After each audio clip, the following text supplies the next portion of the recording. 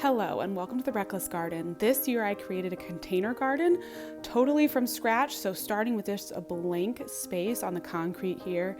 And as you'll see, I added in some planters and slowly but surely built up a container garden. It was a super fun process and ended up really being a beautiful garden that I enjoyed so much this season. So let's talk about how I made it happen.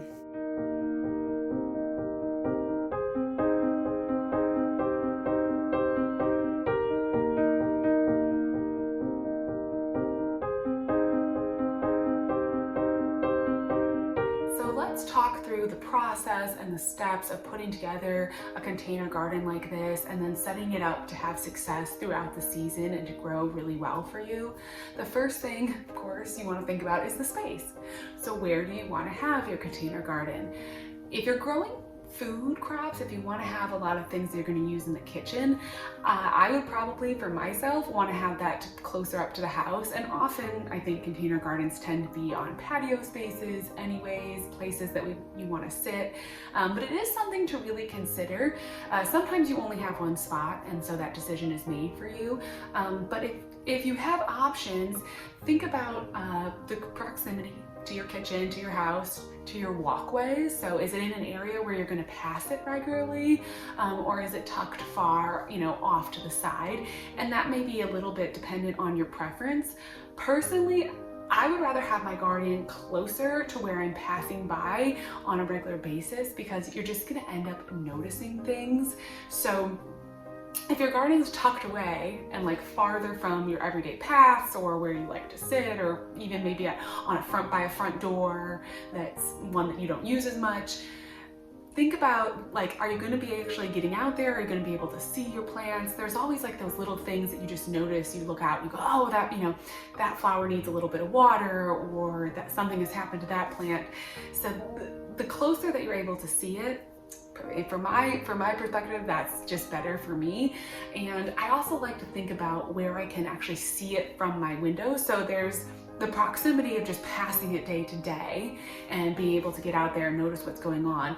But then there's also being able to enjoy the beauty of it. I love to plant flowers with my food crops, so it is a beautiful space and I want to be able to look at that.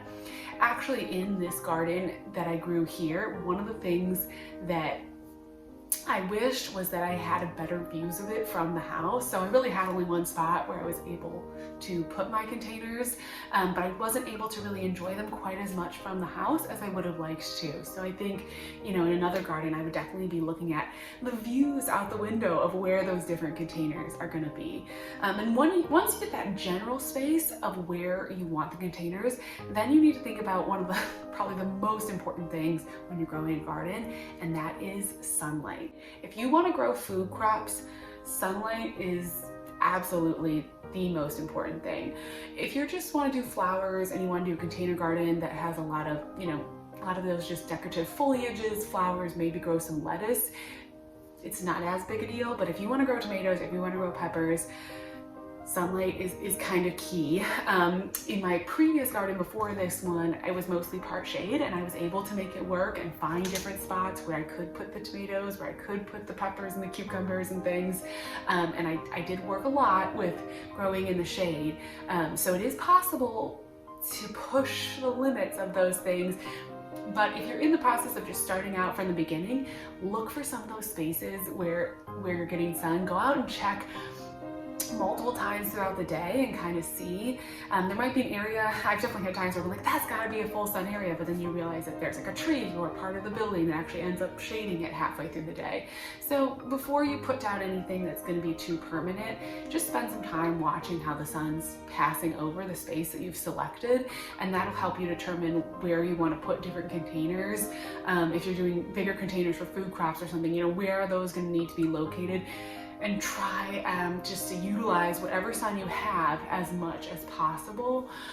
Definitely, it just makes it so much easier. There just are some things that are really hard to grow in the shade. And again, food crops are just one of those things where they really, really like sun. Now, in addition to sun, You also want to look a little bit at the protection. So as container gardeners, we're growing sometimes in different kinds of spots than you would a normal garden. So maybe like on a balcony or on a patio, on an elevated patio. And one of the things you need to just consider a little bit with those type of areas, and truly with all gardens, but especially with those type of areas, is the protection from the wind and such. Sometimes, some areas are going to be way windier than others, and that can be a little bit hard on the plants and put a little bit of stress on them. So definitely consider, like, if there's one corner of your balcony that just gets super hit with wind, maybe that's not the one that you put the plants on. Maybe you put the plants in the other corner or something like that. In this garden, actually, I had tons of wind, way more wind than I was used to, and the plants did pretty well. They held up fine, but I know it is just something to consider. And if you want to do any like greenhouse growing, I love my little pop-up greenhouse. That of course needs protection, so definitely something to kind of just consider as you're laying out your different areas where you might want to do this garden. Then, once you've got the area that you know you want to grow and you figured out where the sunlight is, it's time to think about the containers themselves. I am a huge fan of doing like some big containers and then having little decorative containers and food crops and things in little containers as well, and kind of having a mix of sizes and shapes. For me, that's just fun and interesting, and it allows me to do a lot of different things. It's hard sometimes when you start with a blank slate to think like, how am I going to, to lay this out? Where do I even begin? So I like to begin with, what do I actually want to grow? If you want to grow food crops, you want to go for as big a containers as you possibly can fit, because you're going to need some actual real space and as much potting soil in that space as you can get. If you want to grow, I don't know, big tomato plants, squash or something, you want to just give yourself as much soil as you can. A nice way, if you don't want to buy like a huge pot, is to use like I did. I had some raised beds, I had some of those trough planters, technically containers, a little bit more affordable than trying to buy like a really huge terracotta pot. Even can kind of start to get a little bit expensive, especially if you're doing a lot. So I went ahead and utilized some raised beds. I started with 2 big anchor raised beds. So I got the 2 troughs. I put them kind of in a nice like sun spot, nice symmetry with the 2, and then worked my way forward, put in another row of raised beds, and then utilized the little containers all around. And if you stick to some relative symmetry, some big anchor containers, it's probably going to end up looking really nice. And of course, it's just your taste of what color containers you want, what specific shapes. But from my experience with this garden and starting with something just so blank, I just started with those 2 anchor containers and then worked my way around it and kind of created that like, it wasn't really a formal garden look, but it created some symmetry throughout the rest of the garden. And that really was just an easy process and came together pretty naturally once I got those first 2 big containers in.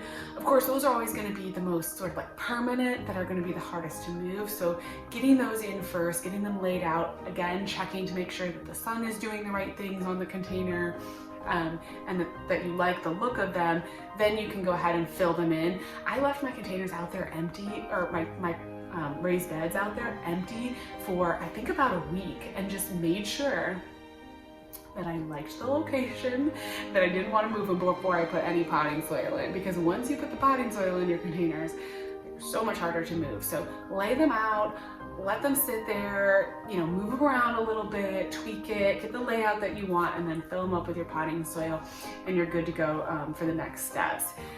As I said, the biggest containers you can get in your space if you want to grow vegetables. Flowers are a little bit more forgiving, but still depending on what kind of annuals or flowers you want to grow. In general, in my opinion, the more potting soil you have, the more things you can grow, the more opportunities they are. So just going for as big a containers as your budget and your space allows is going to make things easier. You can get grow bags, which are a great way to get started, or try out having a bigger container. You can get 15-gallon grow bags, bigger, even raised beds in grow bag form that are much more affordable too. Because of course, starting a garden like all in one year like this, it has a little bit of an expense. So that can be a way to kind of get that space started, or try out if you like having the plants in that space. Okay, so once we've got the location, once you've got the containers in there, of course you want to think about what you're going to plant, and that just is up to you. I would consider a little bit like the height of your plants. So whether you have fences and neighbors to consider, maybe you have overhead wires, maybe you have the roof of a patio. I grew broom corn this year, and it grew so tall. Oh my gosh, I mean, it was huge, but you know, you have to account for like a 15-foot plant growing when you grow broom corn like that. So as you're starting to think about what you want to plant, consider some of those other environmental factors, and then think about planting some repeats. So even in a small space, even in a container garden, little repeats of color or types of plants can really help the eye make the garden just look just a little bit smoother to look at. It's tempting to plant like one of every different thing in a small garden because you want to try everything, and I've done that, and that's also just fun. I mean, it's your garden, have fun. But if you're having trouble with the aesthetic of your garden, you're feeling like it's not coming together, try doing a little bit more repeats, and then also try some symmetry. And you can always work away from symmetry, but if you're struggling for that like look, one tomato here, one tomato here, you know, one eggplant in the middle, stuff like that will help just create that overall look in your container garden that's really pretty. But that's all really, you know, just fill up those garden beds and then start your planting. I would also consider at the point of planting thinking about some vertical interest. So the garden itself, when it's just all open and flat, is beautiful, but there is something when you add vertical interest. When I added the arch between the two trough planters, oh my gosh, it just took the whole garden to another level. Even before the plants were growing on it, even before any vines were growing on it, it just changes the space. So I love to add like arches. All my past gardens now have had arches. I think it's great. You just pop it between two raised beds, again, in some sort of way that works for the symmetry of your garden. If you don't have a big enough garden space or big enough containers to do a full arch, there are so many different little obelisks and little standing trellises from, you know, teeny tiny to 6 feet tall. And again, you're just adding some vertical interest into the garden space. You're adding something like permanent there, so even if the plants haven't grown up yet, or if a plant dies or something like that, you've still got like a nice interest. So I would plan in your container garden, plan for, you know, at least a couple obelisks, maybe an arch if you have space, maybe a little topiary form, something to bring the height up out of the garden that isn't just your plants. And practically, a lot of plants need staking. Your tomatoes want something to grow up. Some of their flowers are going to benefit from having something to hold on to. So you're probably going to end up with some different bamboo stakes or something. But in addition to those, if you can find a little obelisk, a little tripod, it'll add so much. If you haven't added vertical interest like that to your container garden yet, definitely, you know, poke around and see if you can find something you like. To me, that has changed the garden more than almost anything else. Like when I put that arch in, it was just like, okay, now my garden has made it. Like now we have just gone to another level, and it's so beautiful. Of course, little water features too are fun. I have a few videos on making my little container pond that I had in my last garden. In my next garden, I'm gonna have container ponds. Those little things are the things that kind of elevate the garden and take it to that next level of like whimsy and fun and beauty. The thing about those is that you can really scale it to whatever size you have, and you can just adjust it to fit whether you've got a big container garden or a little container garden. You can make it fit for you. The next thing you want to think about is watering your garden. So that probably almost goes back to, I should have maybe said that first, is you do need to have proximity to water. The thing about container gardening is that you are going to have to be watering it a lot. So do think about how you're going to get water out to that garden. If you can put in a drip system and that works for you, those can be really, really nice. I didn't have one in this past garden, and I guess that's why I didn't say that first. So it was fine. I just had my hose, and my hose reached out to it, and I was able to water it with the hose, no problem.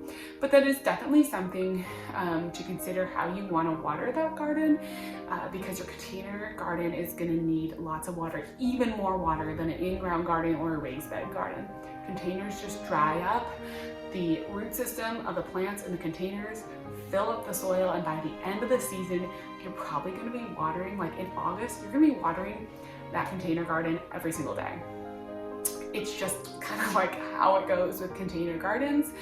So it is something to make sure that you've got a plan of how you're going to be watering it. Individual, getting an individual drip system to every little small container, if you're like me, and you have as many, I have lots and lots and lots of tiny little containers. It's not practical for me to set up a drip system to every little container, especially because I move every little container all the time. I love to rearrange my container gardens. So I focus on having a hose, and that is something that you want to think about, the proximity to having a hose to get out there and water. Watering cans get really tiresome if you have more than a few containers. So if you just have a few containers on a pot on the porch, maybe like 5 containers on your patio, it's fine. You can totally do that with a watering can. But when you start getting like the big containers, like the big raised beds and so forth, they need water. They need a lot of water. That water needs to soak in and be running out the bottom and really soak through. So a hose is at minimum, I almost think kind of necessary. And you also need to think about fertilizing that. So that's when at least I do have to use watering cans when I fertilize. But if you're going to be growing an all container garden like mine, once a week fertilizing is how I keep that garden looking so lush and all the flowers blooming. So having a routine, a day of the week that's fertilizer day, a day of the week that's pest management day, coming out and checking regularly, pruning and trimming is what keeps the garden really full and lush and beautiful. A lot of flowers will kind of not bloom as much if you don't deadhead. For me, I love to just like go out in the garden in the evening and spend 20 minutes deadheading as many plants as I can get to. So that's like becomes part of my routine. And I think setting in those kind of like routines with the container garden make a big difference. The thing about small garden spaces is that you can get a lot done in 10-15 minutes out there. And so it doesn't have to be a huge, chore, and you don't have to save it all for like a weekend day. If you have time and you're able to go out for 10 minutes, maybe do a little pruning, maybe do a little deadheading, maybe you just fertilize one little set of containers and you kind of like work your way through during the week. Whatever routine works for you, but definitely get in a routine throughout the garden season with those kind of maintenance chores, and your container garden is just going to flourish more and more. And so that is basically just the basics of setting up the container garden and how I kind of got it going. Let me know if you have questions, or you want more answers on container gardening. Put them in the comments, any questions you have, and I will answer them in another video and get into as many other details about that. So anyways, let's just take a last little look back through the garden this year. It was a super fun experience growing it.